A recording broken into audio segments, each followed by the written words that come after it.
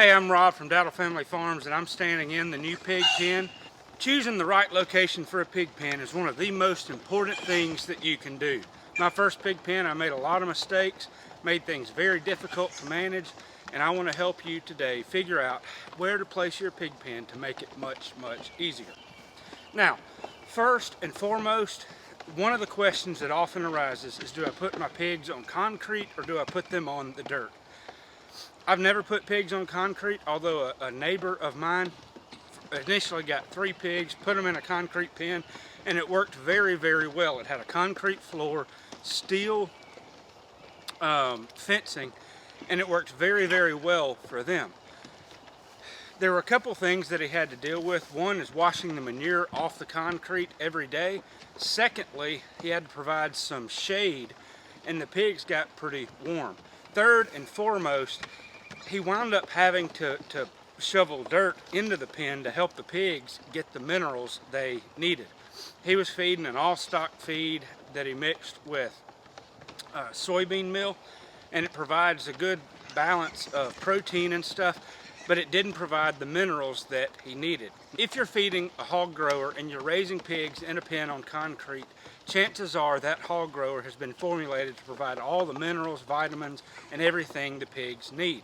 But if you're going to be feeding the pigs yourselves or rationing your own feed and not providing the correct minerals and vitamins that the pigs need in addition to the protein and carbs and fats, then that's something you'll really want to consider doing, is providing a full, either providing dirt for the pigs to forage off of, or by making sure you feed a complete growing supplement for your pigs. I'll try to put a picture of that pig pen that he did.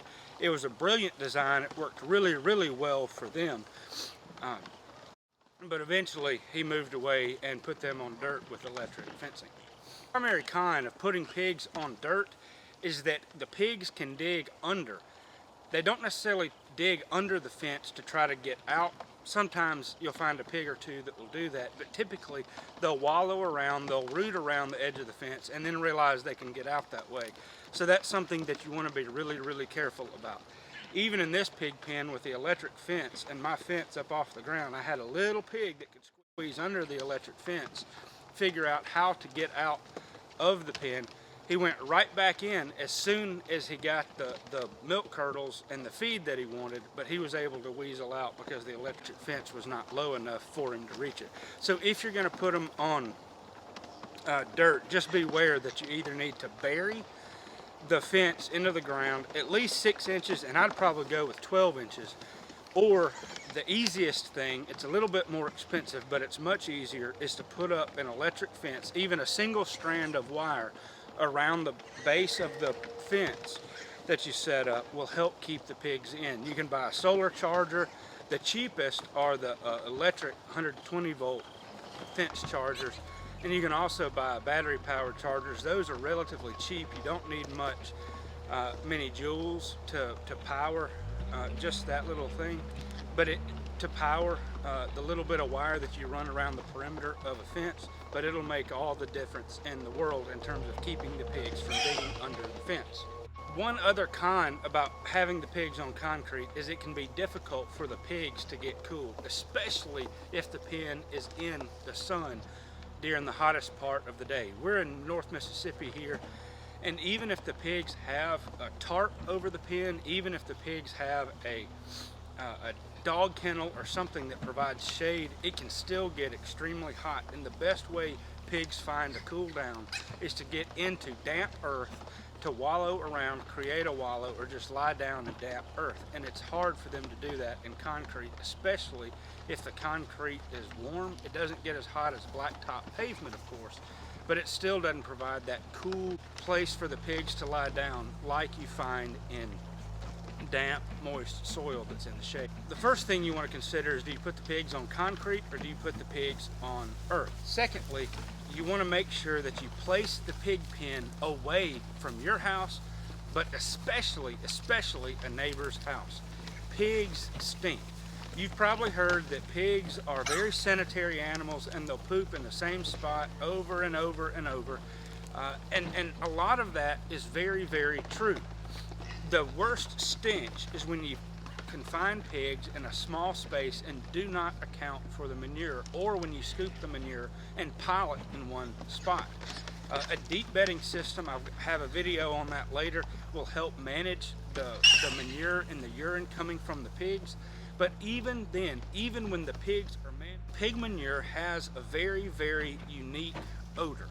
It's much like when you pull up to a pasture for cows and you smell the cow manure, you will smell some pig manure. A lot of people do not like the smell. A lot of people are bothered by the smell, and it's not very strong, and it typically does not go very far. But you still don't want to place that pig pen within a few feet or a few hundred feet even of a neighbor's property. It's just best to pull it away from the neighbor's property as much as possible. If you're going to provide the pen close to your house, you want a couple things. You want to make sure that you can have close proximity to water.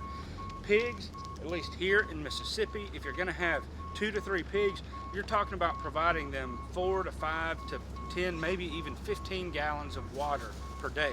They may only drink 2 or 3 gallons of water per day. Will still splash out water, and you need to make sure that you either have a water hose, some kind of vehicle to tote the water to the pen, or that you can easily get water to the pigs for them to drink.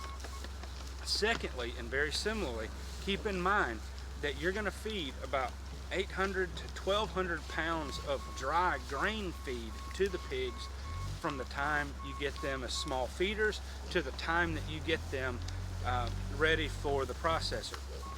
Now, if you're carrying things like broccoli and acorns and nuts, that stuff is going to work very, very well as well. But in terms of nutrition, it requires more bulk and more weight to provide that feed. So you may wind up carrying 2,000 pounds of feed per pig or even more for them to eat while they are being raised in that pen, if you're bringing them from the point of just weaning stage all the way up to processing stage. You can carry a world of a lot of feed to the pigs. And so if you have 2 pigs, it's very likely that you'll feed at least 2,000 pounds or 1 ton of feed. Also very possible to think that you might wind up feeding 4,000 or 5,000 pounds of feed if you provide less nutrient dense foods. They're very great and they produce great pork quality, but they don't provide the concentrated nutrition that the grains do, which means you'll have to carry more bulk or weight. There are a few reasons you may want to keep the pig pen close to your house. One of those reasons is proximity to food and water. When we first got our first pigs, I think we had 4 of them, we fed them a lot of the scraps from our kitchen. By scraps, what I mean is that when we'd cut romaine lettuce, or we had a garden at the time, or when we hulled peas or green beans or anything else, we often put those things not after we ate them, but before we ate and while we were prepping. We fed those pigs a lot of our scraps. They recycled them and they got some nutrition out of them, and they did really well. But the pig pen was 7 or 8 minutes from the house, and it got to be a good bit of a hassle. So the reasons you want to keep the pigs close is if you're going to be feeding scraps or whatever, closer to your house the better, as long as they're not too close. You also want to be able to check them easily and readily, make sure that they don't run out of water. They can get by without food for a few hours, but in the heat of the day, when there's a lot of sun, pigs can die very, very, very quickly and easily because they can't get enough water to cool down. That is the utmost importance, is making sure they have a ready, continuous supply of fresh water to keep them cool. Secondly, if you're going to be carrying bedding materials, whether it's hay or leaves or straw or cardboard or whatever it may be, to the pigs, just make sure that you have easy access to get to the pigs and away from the pigs. That is very, very important. One of the most important things to consider, especially if you're in a hot climate and you're raising pigs during the summer, is access to shade. The most important thing about the location of this pig pen, especially for shade, is that it's surrounded by woods on all sides. This pen is surrounded by woods on all 4 sides. So that even though the ambient temperature of this pen, if the sun is directly over it, might be high, the thing is that the surrounding air, because of the trees and because of the shade all around, is about 10 to 15 degrees cooler than the surrounding air if this were in the middle of a pasture with just a little bit of shade.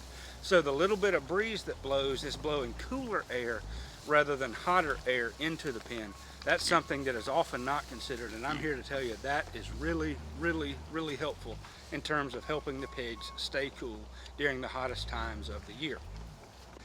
The final consideration you should think about before you decide where to place your pig pen is what kind of access do you have. I have a gravel road that I can drive on throughout the year, that it has a solid bottom. I don't have to worry about getting stuck. However, my first pig pen, it had a pretty decent location. Water collected around the edge of the pen. In my first pig pen, I could not walk into the pen or even drive equipment into the pen without stepping into a bunch of water. One time I had water go over the top of deep knee boots and fill them up. I mean, it was just a debacle, and I constantly battled that over and over and over again. So think about how the land slopes toward the pen or away from the pen as you're thinking about the location of the pig pen. I hope this video was helpful for you in terms of providing a location of the pen. If it was, please give it a thumbs up. It'll help other people find it. Also, it'd be great if you shared it or subscribed to the channel, and make sure you check out the other videos in this pig pen series, but also other videos that we have about raising pigs on pasture or in the woods, about feeding pigs on cover crops, and we also have some videos on how we manage our cattle as well. Take care and have a great day.